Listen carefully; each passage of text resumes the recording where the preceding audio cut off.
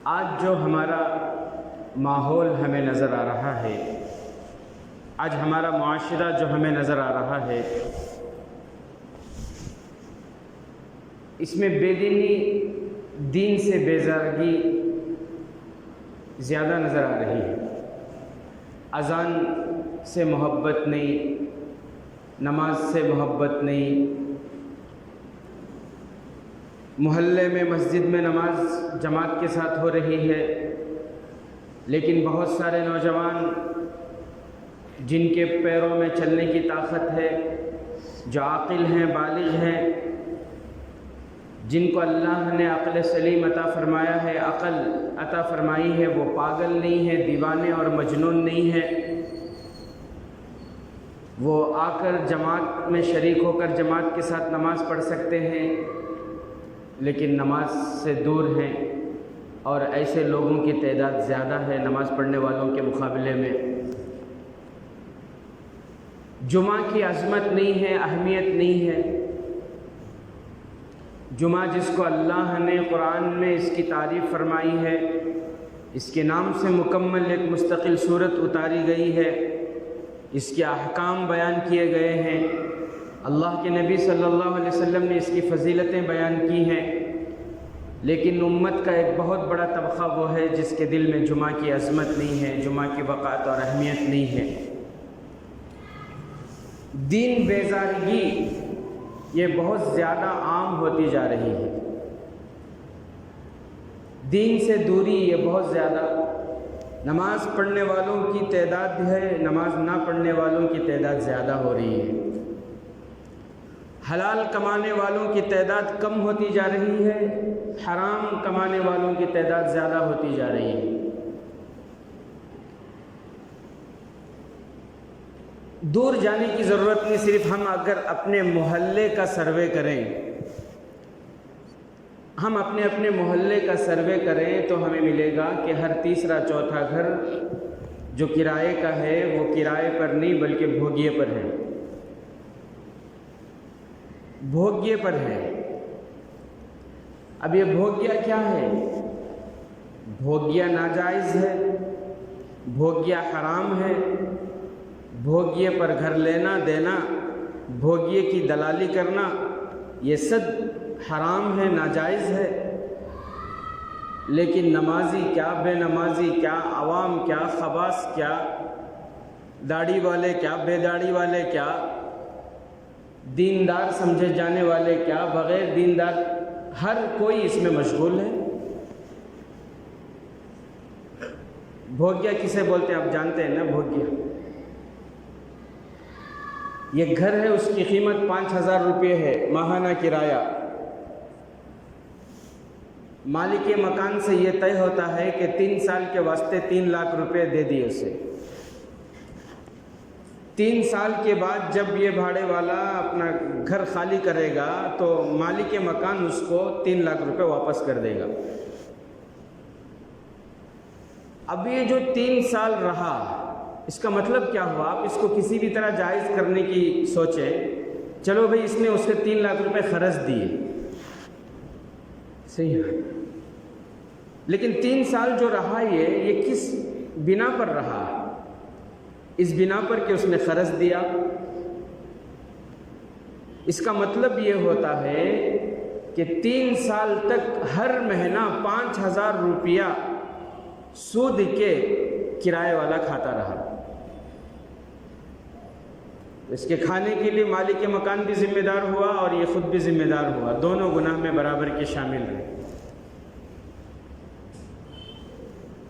بالکل حرام ہے، سود ہے یہ، سود میں داخل ہے یہ۔ بھوگیا کس میں داخل ہے؟ میں بولو نا، کس میں داخل ہے؟ سود میں داخل ہے بھوگیا۔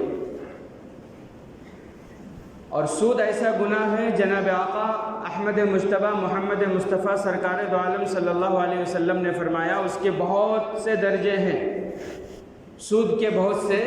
کوئی بھی چیز ہم دنیا میں دیکھتے ہیں، لینے جائیں، مثال کے طور پر گھر بنانا ہے، اینٹ خریدنے کے لیے جائیں، اینٹ کے بہت سے کوالٹیز ہیں، یہ فرسٹ کوالٹی کا ہے، یہ سیکنڈ کوالٹی کا ہے، یہ لو کوالٹی کا ہے۔ سیمنٹ لینے جاؤ تو اس میں بھی کوالٹیز ہیں، موبائل لینے جاؤ اس میں کوالٹیز، ہر کپڑے لینے جاؤ اس میں بھی کوالٹیز ہیں، ہر چیز میں اس کے درجے ہوتے ہیں، کوالٹیز ہوتے ہیں۔ تو سود کے اللہ کے نبی صلی اللہ علیہ وسلم نے فرمایا 70 سے زائد اس کے درجے ہیں۔ سب سے اسٹارٹنگ جو درجہ ہے سود کا، سود کے گناہ کا جو سب سے پہلا گناہ ہے وہ یہ کہ اپنی سگی ماں کے ساتھ زنا کرنے کے برابر ہے۔ بھوگیے کے گھر میں 3 سال تک رہے، تو بتاؤ اب یہ کیا لوگ کیا کر رہے ہیں؟ بھوگیا دینے والے، بھوگیا لینے والے، بھوگیا کی دلالی کرنے والے، یہ سب کے سب کس گناہ میں مبتلا ہے؟ میرے محترم بزرگ دوستوں، 2 گناہ ایسے ہیں اتنے خطرناک، اتنے زہریلے کہ اس کے زہر کا اندازہ آپ نہیں لگا سکتے، اتنے خطرناک ہیں اس کے عذاب کا اندازہ آپ نہیں لگا سکتے۔ ایک ہے سود، اور ایک گناہ ہے اللہ کے ولی سے چھیڑخانی کرنا، اللہ کے ولی کو ستانا، اللہ کے ولیوں کی غیبت کرنا، پیٹھ پیچھے ان کی برائی کرنا، جو اولیاء اللہ ہیں ان سے بدگمانی رکھنا، ان کو ستانا، ان کو تکلیف دینا۔ حدیث پاک میں اللہ فرماتے ہیں کہ میں ان کی طرف سے بدلہ لوں گا، میں ان کے ساتھ جنگ کا اعلان کرتا ہوں، جو میرے ولیوں کو ستائے میں ان کے ساتھ جنگ کا اعلان کرتا ہوں۔ تاریخ گواہ ہے، جب بھی لوگوں نے اللہ کے ولیوں کو ستایا ہے، تکلیفیں پہنچائی ہیں، وہ اللہ کے عذاب سے بچ نہیں پائے، وہ اللہ کی گرفت سے بچ نہیں پائے، وہ اللہ کے عذاب کے شکار ہوئے ہیں۔ اللہ کے ولی معاف کر دیں وہ الگ بات ہے۔ حضرت ابراہیم بن ادم رحمۃ اللہ علیہ بہت بڑے اللہ کے ولی گزرے ہیں۔ پہلے وہ بادشاہ ہوا کرتے تھے، بادشاہ تھے وہ، لیکن اللہ نے ان کو ایسی توفیق دی اور ایسی ہدایت ملی ان کو کہ وہ بادشاہت چھوڑ دی، شاہانہ زندگی چھوڑ دی، اور پھر بادشاہت چھوڑے، شاہانہ زندگی چھوڑے، یہاں تک کہ شہر ہی چھوڑ کر جنگل کو چلے گئے۔ فقیرانہ زندگی گزارتے تھے، اللہ کی عبادت کرتے تھے، بس اسی میں مست اور مگن رہتے تھے۔ ہمیں بریانی کی لذت کا پتہ ہے، ہمیں مٹھوں کی لذت کا پتہ ہے، ہمیں پان پوری اور پھر جو ہے پتہ نہیں کیا کیا گوبھی، ان سب کی لذت کا پوچھنا تو ہمارے سے پوچھو کہ کیسا ٹیسٹ رہتا ہے۔ عبادت کی لذت ان کو پتہ ہے جو عبادت کر گئے، نماز کی لذت، ذکر کی لذت، تہجد کی لذت، اللہ کے سامنے رونے کی لذت، اللہ سے ملاقات کرنے کی لذت، وہ عبادت کی لذت۔ عبادت اللہ والوں سے پوچھو کیسی لذت وہ ہوتی ہے، ان کو ایسی عبادت کی لذت نصیب ہوئی، پوری دنیا کو ٹھوکر مار کر جنگل میں چلے گئے۔ وہ جو کبھی شاہانہ جوڑے پہنا کرتے تھے، ان کے چادر میں وہ جو کپڑے پہنتے تھے اس میں کئی پیون لگے ہوئے تھے۔ ایک شخص جنگل میں شہر کا راستہ بھول گیا۔ اس زمانے میں راستے جو ہوتے تھے اس میں پکے راستے تو نہیں ہوتے تھے، سیمنٹ کے گارے کے راستے تو نہیں ہوتے تھے، اور جس طرح آج آپ پوری دنیا میں کہیں بھی چلے جائیں، اگر آپ کو ایڈریس معلوم ہے تو آپ آرام سے پہنچ سکتے ہیں۔ جگہ جگہ آپ کی رہبری ہوتی ہے، لکھا ہوتا ہے کہ بنگلور اس طرف جانا ہے، فلاں شہر اتنا کلومیٹر ہے، ادھر مڑنا ہے، دائیں مڑو بائیں مڑو۔ اب تو میپ وغیرہ سب کچھ آ گیا۔ بہرحال تو اس زمانے میں کوئی ایسی رہبری تو نہیں تھی، تو وہ جنگل سے ان کو گزرنا تھا، جنگل سے گزرتے ہوئے شہر کا راستہ بھول گئے، جنگل میں بھٹک گئے۔ اب گھومتے گھومتے ان کو مل گئے کون؟ حضرت ابراہیم بن ادم رحمۃ اللہ علیہ، اللہ کے ولی۔ ان سے پوچھا کہ حضرت یہاں آبادی کو جانے کا راستہ کدھر ہے؟ کیا پوچھا؟ آبادی کو جانے کا راستہ کدھر ہے؟ حضرت نے بتایا ادھر سے سیدھے جاؤ، بائیں طرف مڑ جاؤ، وہیں پر مل جائے گا تمہیں، آبادی ادھر ہی مل جائے گی۔ اب اس نے سوچا کہ حضرت داڑھی والے ہیں، جبے والے ہیں، اللہ والے ہیں، صحیح بتا رہے ہیں۔ اب وہ گیا سیدھا خوشی خوشی، جا کے بائیں مڑا تو سیدھا قبرستان ملا بہت بڑا۔ اور حقیقت بھی یہی ہے کہ وہی آباد ہے، ہم تو برباد ہو رہے ہیں، غفلتوں میں پڑے ہوئے ہیں، غفلت میں پڑے ہوئے ہیں۔ کوئی شہرت کی فکر ہے کسی کو دولت کی فکر ہے، کسی کو گھر بنانے کی فکر ہے، کسی کو یہ فکر ہے کہ سب میرے سے خوش ہو جائیں، چاچا بھی خوش ہو جائیں، ماموں بھی خوش ہو جائیں، بھائی بھی خوش ہو جائیں، بہن بھی خوش ہو جائیں۔ اللہ کی قسم دنیا میں کوئی ایسا نہیں گزرا جس نے سب کو خوش کر دیا ہو۔ یہ جو سب کو خوش کر، کتنے لوگوں سے میں کہتا ہوں بھئی آپ جبہ نہیں پہنتے، داڑھی نہیں رکھتے، نہیں حضرت بڑوں کے ساتھ اٹھنا بیٹھنا رہتا ہے وہ لوگ، یہ بڑوں کو خوش کرنے کی چکر میں اللہ کو ناراض کر رہے ہیں، نبی کے سنتوں کا جنازہ نکال رہے ہیں۔ یہ کبھی خوش نہیں ہوں گے دنیا والے کبھی خوش نہیں ہوں گے، کوئی کر ہی نہیں سکا۔ میرے اور آپ کے آقا احمد مجتبیٰ محمد مصطفیٰ سرکار دو عالم صلی اللہ علیہ وسلم سے زیادہ با اخلاق کوئی نہیں ہے۔ امی جان عائشہ رضی اللہ تعالیٰ عنہ سے پوچھا گیا کہ آپ کے اخلاق کیا تھے؟ فرمایا قرآن پڑھو، وہی آپ کے اخلاق تھے۔ انک لعلی خلق عظیم، پوری دنیا میں سب سے زیادہ با اخلاق، سب سے زیادہ رحمت والے، سب سے زیادہ محبت والے، کرم والے، مہربان۔ لیکن کیا سارے مکے والے خوش ہو گئے؟ بولو نا، سارے مکے والے خوش ہو گئے؟ ابو جہل خوش ہوا، عتبہ خوش ہوا، عتیبہ خوش ہوا، عبداللہ ابن ابی خوش ہوا؟ کبھی بھی یہ خیال مت رکھو کہ سب کے سب مجھ سے خوش ہو جائیں گے، نہیں۔ مدینے میں سارے مدینے والے خوش ہو گئے، نہیں، ایسا ہو ہی نہیں سکتا کہ مجھ سے سب خوش ہو جائیں۔ میں یہاں سود کے بارے میں بولوں گا، جو عورتیں سنگا کو جاتی ہیں وہ کبھی مجھ سے خوش نہیں ہوں گی، وہ یہ کہیں گی کہ مفتی صاحب کو کوئی اور ٹاپک ملتا ہی نہیں، کب دیکھو تب خالی سنگا کے بارے میں بولتے رہتی۔ جو ٹوپی پہنانے والے ہیں، جھوٹ بولنے والے ہیں، وہ کبھی ہم سے خوش نہیں ہوں گے۔ جو بے پردگی کرنے والے ہیں وہ خوش نہیں ہوں گے، جو دھوکہ دینے والے ہیں وہ کبھی خوش نہیں ہوں گے۔ تو کیا کریں ہمیں کیا کرنا ہے؟ ہمیں حق پر قائم رہنا ہے، ہمیں حق پر قائم رہنا ہے۔ اگر کسی کو ناراضگی ہوتی ہے تو وہ ہمارے ذمہ نہیں ہے، اور جو حق پر قائم رہے ہیں ان کے اوپر حالتیں آئیں، ان کے اوپر تکلیفیں آئیں، ان کے اوپر مصیبتیں آئیں، اللہ نے انہیں ثابت قدمی عطا فرمائی۔ حضرت امام احمد بن حنبل رحمۃ اللہ علیہ کتنے بڑے اللہ کے ولی تھے، اور کتنے مسئلے مسائل انہوں نے مستنبط کیے، امت کے لیے آسان بنا کر پیش کر کے چلے گئے۔ بادشاہ کا یہ موقف تھا، بادشاہ کا یہ خیال تھا کہ قرآن اللہ کی مخلوق ہے۔ حضرت امام احمد بن حنبل رحمۃ اللہ علیہ نے فتویٰ دیا کہ نہیں، قرآن اللہ کی مخلوق نہیں، قرآن اللہ کی صفت ہے۔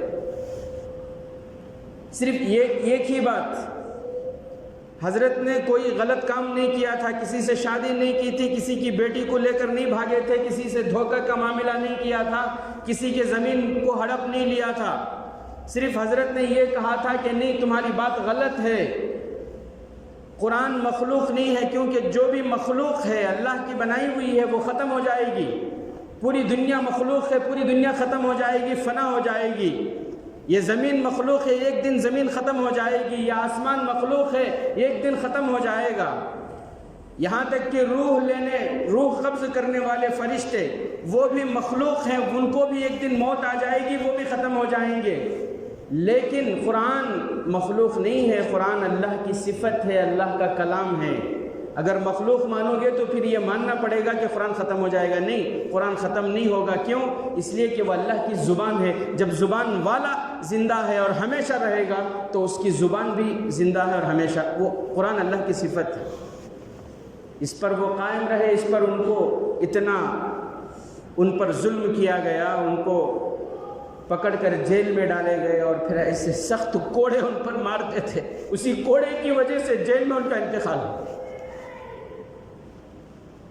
تو جو نیک ہوتے ہیں، جو اللہ کے ولی ہوتے ہیں، ان کے دشمن بھی بہت ہوتے ہیں۔ کوئی عالم ایسا ہے کہ اس کے خلاف لوگ باتیں کر رہے ہیں، اس کی چغلی کر رہے ہیں، اس کی برائی بیان کر رہے ہیں، تو آپ سمجھ لو واقعی اس کے اندر کوئی اچھائی ہوگی، واقعی وہ صحیح انسان ہوگا۔ کیوں؟ اس لیے کہ جو اللہ کے جتنا زیادہ قریب ہوتا ہے اس کے دشمن اتنے زیادہ ہوتے ہیں۔ حضرت ابراہیم بن ادھم رحمۃ اللہ علیہ کا واقعہ میں سنا رہا تھا۔ انہوں نے کہا کہ سیدھے جا کر بائیں مڑیے، وہاں آبادی ہے۔ اس نے جا کر دیکھا تو وہاں تو قبرستان ہے۔ اس کو بہت غصہ آیا۔ اس نے واپس آیا اور غصے میں کہ یہ دکھنے میں تو اللہ والے دکھتے ہیں، لیکن انہوں نے میرے ساتھ ایسا مذاق کیا۔ غصے میں آ کر اس نے تھپڑ رسید کر دیا۔ ادھر سے کچھ لوگ آ رہے تھے، انہوں نے دیکھا کہ ایک اجنبی شخص حضرت ابراہیم بن ادھم کو تھپڑ مار رہا ہے، تو وہی رک گئے، کیونکہ اس نے اللہ کے عذاب کو دعوت دے دی ہے۔ اب اللہ کا عذاب آئے گا، اللہ کی پکڑ آئے گی۔ دوسرا تھپڑ رسید کیا، کچھ نہیں ہوا۔ وہ لوگ بھاگ کر آئے، آ کر حضرت کے پیر پکڑ لیے کہ حضرت یہ کیا ماجرا ہے۔ اس کو سمجھایا، پھر حضرت سے پوچھا کہ حضرت ہم تو رک گئے اس لیے کہ اللہ کا عذاب آ جائے گا، لیکن اس نے 2 تھپڑ مار دیے، کچھ نہیں ہوا۔ حضرت نے فرمایا ہر تھپڑ سے پہلے میں نے اسے معاف کر دیا تھا۔ اللہ کے ولیوں سے حضرت ٹیپو سلطان شہید رحمۃ اللہ علیہ اللہ کے ولیوں میں سے ہیں۔ وہ ایسے اللہ کے ولی ہیں کہ بادشاہت کی کرسی میں بیٹھ کر بھی بالغ ہونے کے بعد سے لے کر جب وہ جامع مسجد تعمیر کرائی تھی اس وقت تک ان کی کوئی تکبیر اولیٰ فوت نہیں ہوئی تھی، کوئی نماز جو ہے ان کی جماعت سے فوت نہیں ہوئی تھی، جماعت کے ساتھ انہوں نے ہر نماز پڑھی تھی۔ ایسے اللہ کے ولی تھے۔ اللہ کے ولیوں پر جو انگلی، تاریخ گواہ ہے، جس نے بھی انگلی اٹھائی ہے، جس نے بھی بدسلوکی کی ہے، جس نے بھی زبان درازی کی ہے، وہ اللہ کی پکڑ میں آیا ہے، وہ اللہ کے عذاب کا شکار ہوا ہے۔ سیدنا امام اعظم ابو حنیفہ رحمۃ اللہ علیہ کتنے بڑے اللہ کے ولی ہیں۔ ایسے ایسے مسئلوں کو انہوں نے بیان کر دیا کہ قیامت تک آنے والے لوگوں کو اب ان مسئلوں کو ڈھونڈنے کے لیے پریشانی اٹھانے کی ضرورت نہیں ہے۔ فقہ حنفی کو انہوں نے ایسا جو ہے پھیلا دیا، ایسے وضاحت کے ساتھ انہوں نے کتاب میں لکھ دیے، مسئلوں کو بیان کر دیے۔ اتنے بڑے اللہ کے ولی، لیکن ایک مرتبہ مجلس میں بیٹھے ہوئے ہیں، مجلس میں ایک دشمن بھی بیٹھا ہوا تھا جس کے دل میں حضرت کی بغض تھی، حضرت سے دشمنی تھی۔ مجلس ہو رہی تھی، اس نے کہا کہ حضرت میں ایک سوال آپ سے کرنا چاہتا ہوں۔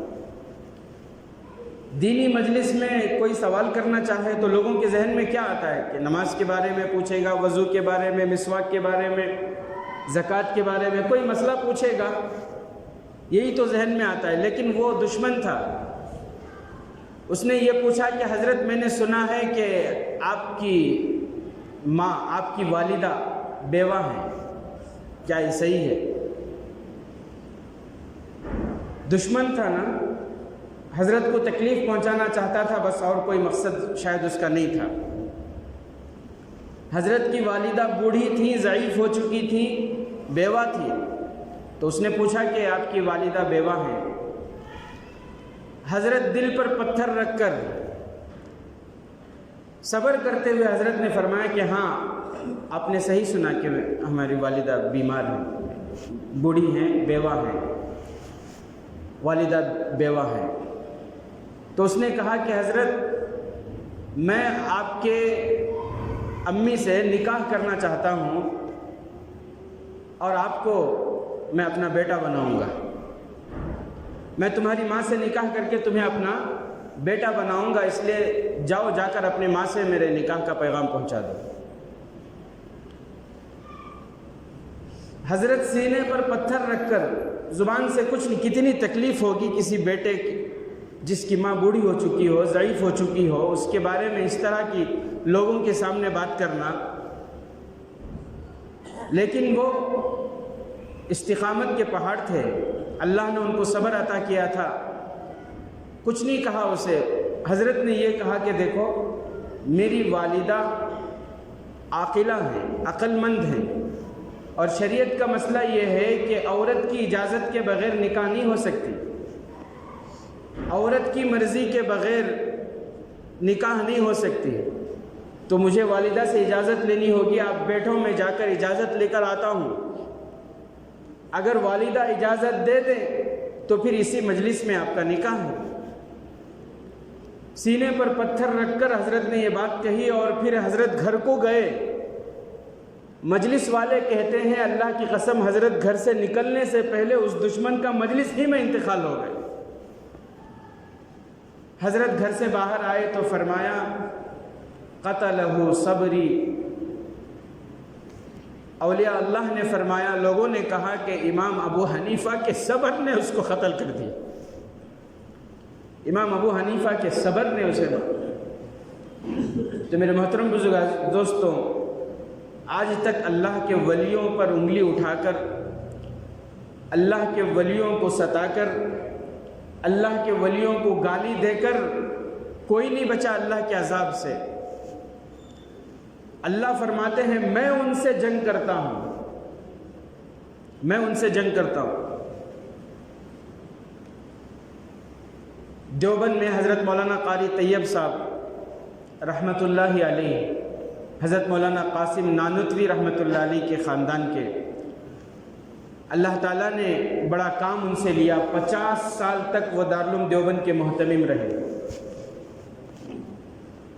ایسی دیانت داری، ایسی امانت، لیکن ہوتے نا جو بھی اچھے ہوتے ہیں ان کے برے چاہنے والے بھی ہوتے ہیں، ان کے دشمن ہوتے ہیں۔ جو جتنا اچھا ہوتا ہے اس کے اتنے ہی برا چاہنے والے ہوتے ہیں، اس کے اتنے ہی دشمن زیادہ ہوتے ہیں۔ اگر کوئی ایسا سوچ رہا ہے کہ سب مجھ سے خوش ہیں تو اللہ کی قسم وہ کوئی منافق ہی ہو سکتا ہے جس سے سب خوش رہیں۔ حضرت مولانا قاری طیب صاحب، ان کے خلاف ایک تہمت لگا ان کے اوپر کہ حضرت مدرسے کا خزانہ جو ہے لے کر گئے، مدرسے کے پیسے چرا لیے حضرت بول کر۔ ایک شخص جو جھوٹی گواہی دینے کے لیے تیار ہوا وہ خود دیوبند کا تھا۔ یہ بہت پرانی بات نہیں بتا رہا ہوں میں، ابھی کی بات بتا رہا ہوں۔ دیوبند کا تھا، اس نے جھوٹی گواہی دی عدالت میں کہ ایکٹنگ کر کے اس نے دکھایا، ایک ٹوکری لے کر، ٹوکری سر پر رکھ کر کورٹ میں ایکٹنگ کر کے دکھا رہا ہے کہ میں نے اپنی آنکھوں سے، جھوٹی گواہی دے رہا ہے، وکیلوں کے سامنے یہ کہہ رہا ہے میں نے اپنی آنکھوں سے دیکھا حضرت ٹوکری میں پیسے بھر کر اس طرح گئے گھر کو، بول کر اس نے ایکٹنگ کر کے دکھائی اس چیز۔ کورٹ کا کیا ہے؟ حضرت صبر کر کے رہ گئے۔ مکتبہ ملت جو وہاں کتب خانہ ہے، ابھی بھی آپ جائیں گے تو ان سے ملاقات ہو جائے گی۔ دیوبند والے خود بتاتے ہیں ہم نے اپنی آنکھوں سے دیکھا، وہ جس نے حضرت کے خلاف جھوٹی گواہی دی تھی، ایک مرتبہ وہ ٹرین کی پٹری پر جا رہا تھا، ٹرین آئی، ٹرین کی آواز پتہ نہیں اسے سنائی دی یا نہیں دی، وہ ٹرین کی پٹری پر چل رہا تھا، پیچھے سے ٹرین آئی اور انجن سے دھکا لگ کر وہ جو گرا تو دھڑ ایک طرف اور پھر سر جا کر کسی پتھر سے یا کھمبے سے لگا اور کھوپڑی سے اس کا کھوپڑی جو اس کی اوپن ہو گئی اور بھیجا پورا باہر نکل گیا۔ دیوبند والے خود بتاتے ہیں کہ اللہ کی قسم ایک کتا ادھر سے آیا اور اس کے بھیجے کو اٹھا کر کھیتوں کی طرف لے جا کر کھانے لگے۔ اللہ کی قسم ہم نے اپنی آنکھوں سے اس کے بھیجے کو، کتوں کو کھاتے ہوئے دیکھا ہے، یہ دیوبند والے کہتے ہیں۔ حضرت ٹیپو سلطان شہید رحمۃ اللہ علیہ اللہ کے ولی ہیں، ان کو ستا کر آج لوگ یہ سوچ رہے ہیں۔ میرے عزیز ساتھیوں، میں آپ کو ایک بات بتاؤں، یہ جو دشمن ہیں ان کو حکومت کا ساتھ ہوگا، پولیس والوں کا ساتھ ہوگا، ایم ایل اے ان کے ساتھ ہوں گے، میڈیا ان کا ساتھ دے گی، ایم پی ان کے ساتھ آئیں گے، لیکن جو اللہ کے ولی ہیں اللہ ان کے ساتھ ہوتا ہے۔ ان کو بتا دیں، کان کھول کر سن لو، تمہارے پاس کمشنر کی طاقت ہے، تمہارے پاس ڈی سی پی کی طاقت ہے، اے سی پی کی طاقت ہے، حکومت کی طاقت ہے، ایم ایل او کی طاقت ہے، ایم پی او کی طاقت ہے، لیکن اللہ کی قسم جو اللہ کے ولی ہوتے ہیں، جو اللہ کے ولی ہوتے ہیں، اللہ کی طاقت ان کے ساتھ ہوتی ہے، اور جو اللہ کے ولیوں کے خلاف آوازیں اٹھاتے ہیں اور ان کی چیزوں پر قبضہ کرنے کی کوشش کرتے ہیں، وہ کبھی بھی اللہ کے عذاب کے شکار ہو سکتے ہیں، اور اللہ کے عذاب سے کبھی بچے نہیں، کوئی بچا نہیں آج تک۔ میرے محترم بزرگ عزیز دوستوں، اصل بات جو میں نے شروع کی تھی وہ بھوگیے کا گھر۔ یہ جو بھوگیا ہے یہ کیا ہے؟ بولو نا، کیا ہے؟ بھوگیا سود ہے۔ بھوگیا کیا ہے؟ سود ہے۔ بھوگیا میں گھر لینا بھی جائز نہیں ہے، بھوگیے میں گھر دینا بھی جائز نہیں ہے، اور بھوگیے کے گھروں کی دلالی کرنا بھی جائز نہیں ہے۔ یہ سود میں شامل ہے، یہ حرام ہے، بالکل حرام۔ آج میرے عزیز ساتھیوں، کتنے افسوس کی بات ہے، دین بیزاری ہم میں عام ہوتی جا رہی ہے، جمعہ کی اہمیت ختم ہوتی جا رہی ہے۔ ابھی اگر محلے میں کوئی ایم ایل اے آ جائے، کوئی منسٹر آ جائے، دیکھو لوگوں کی کتنی بھیڑ ہوگی، کیسے لوگ جمع ہوں گے۔ کوئی ہیرو آ جائے، ہیروئن آ جائے، دیکھو سارے نوجوان کہاں ملیں گے، نوجوان کیا سب کے سب۔ ابھی دیکھے ہوں گے دبئی کا، اس کا، سعودی عرب کا، کیسی بھیڑ اکٹھا ہو رہی ہے۔ اللہ اس ظالم کو ہدایت دے، میں تو اس کا نام لینا بھی اچھا نہیں لگتا مجھے، کہیں پیارے نبی کی گستاخی نہ ہو جائے۔ سارے گناہوں کے لیے کھلے ہیں دروازے، مگر جتنے اچھے کام ہیں ان سب سے اسے الرجی ہے، نفرت ہے۔ جس طرح فرعون ہلاک ہوا، اگر اس نے توبہ نہیں کی تو ہم اپنی آنکھوں سے دیکھیں گے جس طرح دین پر انگلی اٹھانے والے، دین حق کے خلاف کھڑے ہونے والے اس سے پہلے جیسے ہلاک ہوئے، اس سے خطرناک قسم کے عذاب میں یہ مبتلا ہوگا اگر اس نے توبہ نہیں کی تو میں یہ کہہ رہا تھا، چھوڑو سعودی کی بات، ادھر کی بات، ادھر کی بات سب چھوڑو، یہاں کی بات، ہماری بات کریں ہم، ہماری بات۔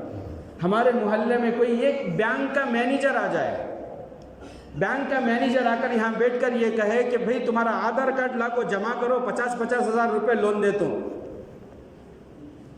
اللہ کی قسم بغیر چپل کے سب بھی لائن میں کھڑے ہو جاتی ہیں، کھا کو نہیں رہے تو پرواہ نہیں، نہار پیٹا کھڑے ہو جاتی سب بھی، 50,000 لون میں۔ لیکن اللہ کے نبی صلی اللہ علیہ وسلم دونوں جہاں کے آقا اعلان کر رہے ہیں، جمعہ کے دن ہفتے میں ایک مرتبہ پہلی فرصت میں جو آئے گا اللہ تعالیٰ اسے اونٹ صدقہ کرنے کے برابر ثواب دیں گے، جو دوسرے نمبر پر آئے گا اللہ کے راستے میں گائیں صدقے کرنے کے برابر اسے ثواب دیں گے، تیسرے نمبر پر آئے گا بکرا صدقہ کرنے کے برابر ثواب دیں گے، چوتھا نمبر پر آئے گا مرغی صدقہ کرنے کے برابر ثواب دیں گے، پانچویں نمبر پر آئے گا انڈا صدقہ کرنے کے برابر ثواب دیں گے، اور جب امام کا خطبہ شروع ہو جائے اس کے بعد جو آئے گا فرشتے خطبہ سننے کے لیے بیٹھ جاتے ہیں، اس جمعہ کے رجسٹر میں اس کا نام بھی نہیں ہوگا۔ یہ حدیث معلوم ہے، اس کے باوجود بھی کیا ہم آنے کو تیار ہیں؟ یہ قرآن حدیث سے دیکھو، حرام مال کی، حرام کمائی کی بہت ساری نحوستیں ہیں، سب سے بڑی نحوست، سب سے پہلی نحوست حرام کمائی کی یہ ہے کہ قرآن حدیث سے بیزارگی، علماء سے نفرت، علماء کے بیانوں سے نفرت دل میں پیدا ہو جاتی ہے۔ حرام کمائی کی سب سے بڑی نحوست کیا ہے؟ قرآن حدیث کی باتیں سننا بولے تو الرجی، کہیں کو جا کو ان کی باتیں سننا ہے، اخیر ٹیم کو جائیں گے دو سجدے مر کو سب سے پہلے نکل کو چل جائیں گے۔ کہیں یہ ہمارے کمائی میں حرام کمائی شامل تو نہیں ہو رہی؟ حرام کمائی کی نحوست کیا کیا ہے انشاءاللہ آئندہ جمعہ میں آپ کے سامنے بیان کرنے کی کوشش کروں گا۔ اللہ تعالیٰ سے دعا ہے کہ اللہ تعالیٰ ہم تمام کے کمائیوں کو حلال طریقے سے کمانے کی اللہ ہمیں توفیق عطا فرمائے۔ اور میں آپ کو ایک بات سناؤں، صبح سے بہت سے نوجوان مجھے فون کر رہے تھے کہ حضرت جمعہ کہاں پڑھ رہی کی بھئی وہ نہیں پٹھن کو جانا گا تھا، پٹھن کو جا رہے نہیں کیا، کون بولے؟ کون بھی نہیں۔ مسجد کے ذمہ داران بولے، تنظیم کے ذمہ داران بولے، SDPI بولے، جمعیت والے بولے، نہیں بولے۔ خام خواہ بہت سے نوجوان ایسے ہیں جو بڑوں کی سرپرستی میں نہ چلنے کی وجہ سے وہ خود بھی عذاب میں گرفتار ہوتی، مصیبت میں، اور پوری قوم کو مصیبت میں گرفتار کرتی۔ بھئی جو قانونی کام کرنا تھا وہ کام الحمدللہ تنظیم والے مل کر، سارے ذمہ دار مل کر کیے۔ جہاں جہاں جانا تھا، یہاں تک کہ بنگلور بھی گئے، وہاں جن جن سے بڑوں سے ملاقات کرنا تھا سب سے ملاقات کیے، جو جو میمورنڈم دینا تھا سب دیے، اور اللہ کے فضل سے ان سب کی محنت اتنی کامیاب ہوئی کہ وہ جو وہاں پہ سنگٹھن جو بھی چلا رہے ہیں ان لوگوں کو پریس کانفرنس کر کے یہ بتانا پڑا کہ یہ ہمیں نہیں بولے، ہماری طرف سے ایسا کیا بھی ارادہ نہیں ہے بول کر، مسجد توڑتی، مسجد یہ کرتی کر کو ہمیں وہ پریس کانفرنس کر کے ان کو بتانا پڑا۔ یہ اتنا سب کچھ ہوا، لیکن ہمارے نوجوانوں کو کیا بولے تو کیا بھی نہیں۔ یہ بڑوں کے پیچھے چلو، ذرا بڑوں کی بات مانو، بڑوں کی رہبری میں چلو، نہیں کہاں جاری چل رہے دیں گے وہاں پٹھن کو جا کو کیا کرتے ہیں پوری قوم کو مصیبت میں گرفتار کرتی ہیں۔ تو اس لیے نوجوانوں سے میری درخواست ہے کہ اپنے بڑوں کی رہبری میں کام کریں، کوئی بھی قدم اٹھائیں اپنے بڑوں کی رہبری میں اٹھائیں، انشاءاللہ آپ کے لیے بھی فائدہ مند ہوگا اور پوری قوم کے لیے فائدہ مند ہوگا۔ اللہ سے دعا ہے اللہ تعالی ہم تمام کو کہنے سے